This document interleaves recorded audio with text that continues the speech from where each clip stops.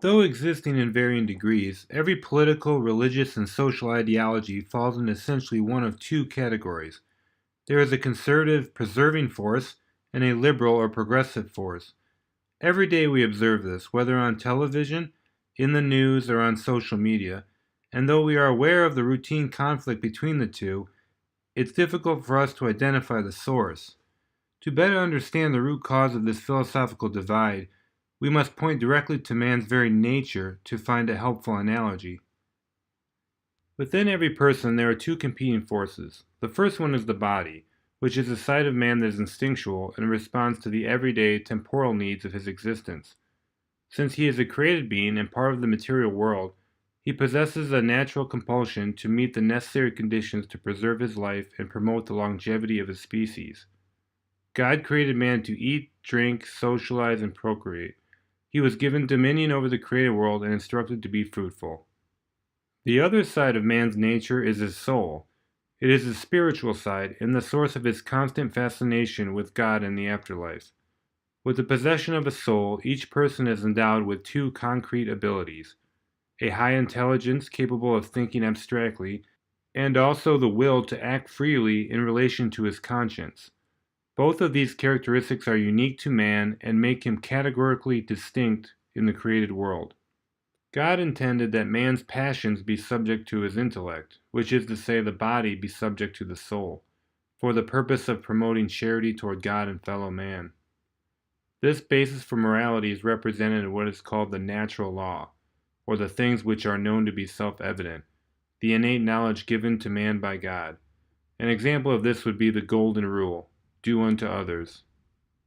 If humans were not distinct from animals and did not possess knowledge and free will, all morality would prove ineffectual, because it would be impossible for a person to deny even one instinctual impulse.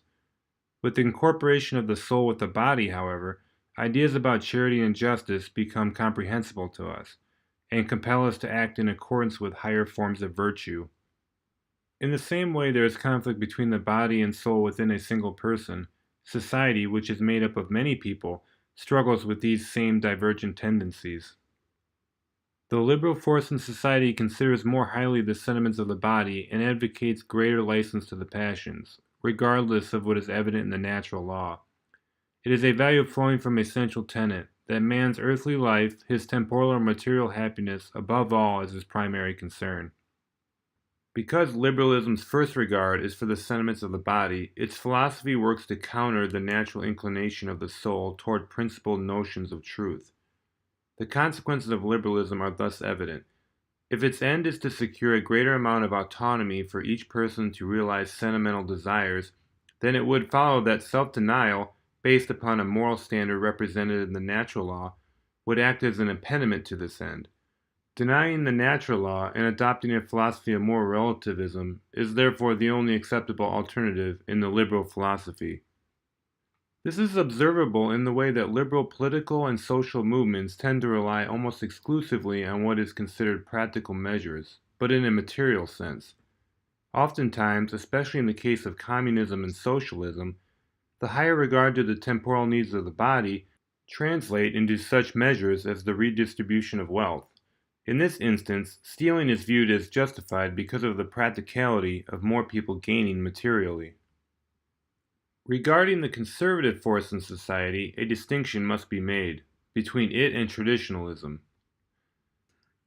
Unlike modern conservatism, the traditionalist school of thought holds that the natural and divine law are completely objective, and it denies the right of a society to vote or refuse these moral precepts.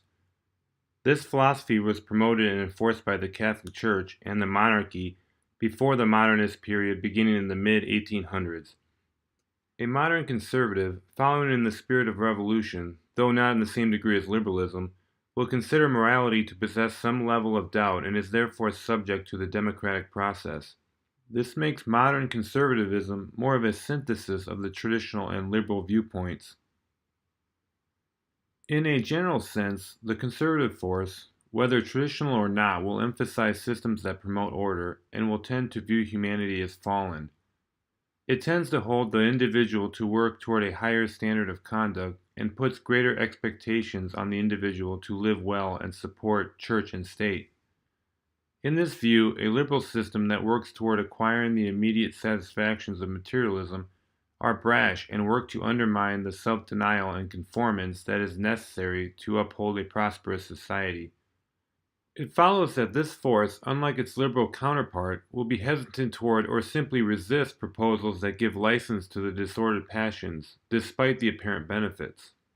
This is not to say that everyone who holds a conservative philosophy lives virtuously. It merely points out that a conservative minded person will sooner attest to the social benefit of authority, order, and foundational principles than a liberal. It's important to understand that both camps view their respective philosophies as the best means by which to address the social ills of the day and do not hold beliefs to simply give the other grief. As a rule, the two philosophical leanings at their core will always exist in a state of perpetual opposition, as it is the visible consequence of man possessing both a soul and body.